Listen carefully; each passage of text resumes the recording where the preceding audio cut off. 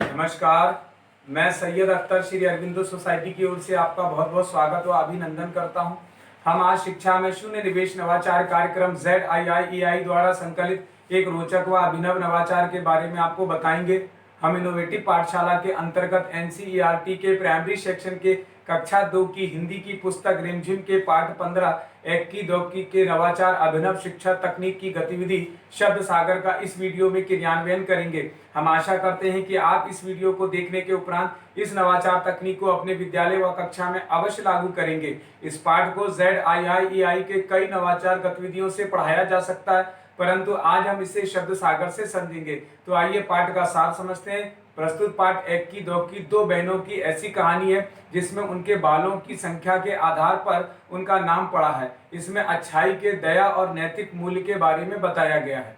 इस नवाचार की नवीनता यह है कि छात्र अपने सहपाठियों के साथ मिलकर पाठ का पुनः अध्ययन करते हुए गतिविधि का आनंद लेते हैं, अपनी शब्दावली बढ़ाते हैं तथा अभिव्यक्ति की कला और लेखन शैली का विकास करते हैं। इस नवाचार की क्रियान्वयन प्रक्रिया के अंतर्गत पढ़ाए जा रहे पाठ की संकल्पना के पुनः अध्ययन के लिए पाठ पर आधारित चित्रों, शब्दों, वाक्यों, कहानी, कविता, मन की बात तथा समाचार आदि की पर्ची के माध्यम से संज्ञा, विशेषण, क्रिया, शब्दावली की जानकारी को दोहराया जाता है।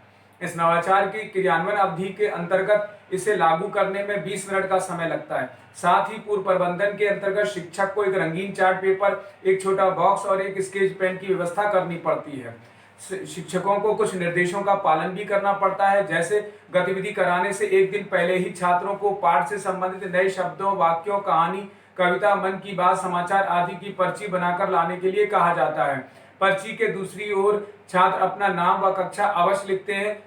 शिक्षक सभी छात्रों की गतिविधियों को सुनिश्चित करते हैं और जिन बच्चों को शब्दों और वाक्यों को बोलने में कठिनाई होती है उनकी सहायता भी करते हैं। पुनः अध्ययन एवं क्रियान्वयन प्रक्रिया के अंतर्गत पाठ में आए नए शब्दों, वाक्यों से जुड़ी पर्ची बनाकर पुनः अध्ययन कराया जाता है। आइए अब समझते हैं कि इस गतिविधि को किस प्रकार से लागू करते हैं। शिक्षक इस बात का ध्यान रखेंगे कि पाठ की व्याख्या व निर्माण पहले से किया जा चुका हो। शिक्षक गतिविधि से पहले बॉक्स को रंगीन चार्ट पेपर आदि से सजा देते हैं, जिससे कि छात्रों में उत्सुकता बनी रहती है। अब गतिविधि को आगे बढ़ाते हैं। शिक्षक छात्रों से पूछते हैं कि आज हम बॉक्स के माध्यम से एक खेल खेलेंगे, क्या आप इसके लिए तैयार हैं?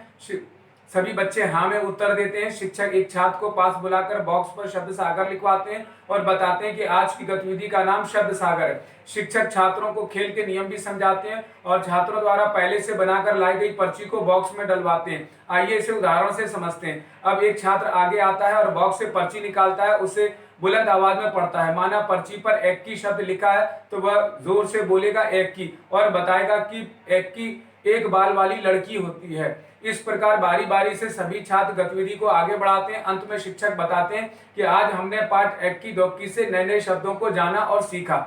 इस प्रकार निष्कर्ष रूप में कहा जा सकता है कि शब्द सागर गतिविधि से सीखने के अनेक प्रतिफल प्राप्त होते हैं, जैसे विभिन्न उद्देश्यों के लिए अपनी भाषा, स्कूली भाषा का प्रयोग करते हैं, अपने आसपास के परिवेश, कहानी, कविता, पोस्टर, विज्ञापन आदि के बारे में समझ विकसित करते हैं। शब्द सागर गतिविधि से जिन छात्रों को शब्दों में बोलने में कठिनाई होती है उन्हें चित्र दिखाकर जानकारी दी जाती है। मौखिक भाषा से अपनी बातचीत करना, प्रश्न पूछना, तर्क देना और अनुभव को साझा करने की समझ विकसित करते हैं। इस गतिविधि से सभी छात्रों की भागीदारी सुनिश्चित होती है और सभी को समान अवसर प्राप्त होता है। इस नवाचार में PRT अनुपात का तो ध्यान रखा ही गया है, साथ ही साथ NCF 2005 के उद्देश्यों को भी पूरा किया गया है।